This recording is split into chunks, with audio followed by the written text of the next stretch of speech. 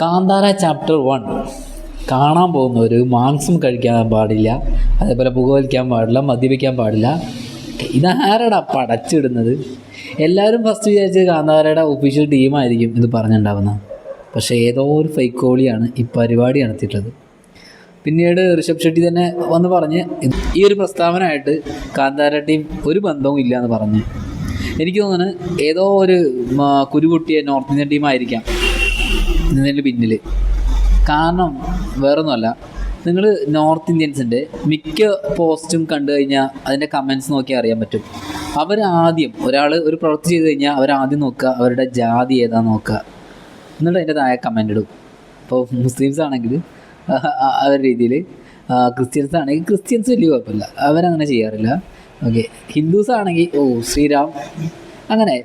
അത് ഭയങ്കര മോശപ്പെട്ട കാര്യമാണ്. നമുക്കത് ചിന്തിക്കാനാവില്ല. അവർ ഫുഡ് കഴിക്കുമ്പോഴും കിടക്കുമ്പോഴും സ്കൂളിൽ പോകുമ്പോഴൊക്കെ അവരുടെ ചിന്തകളെല്ലാം ഈ ഒരു രീതിയിലാണ്.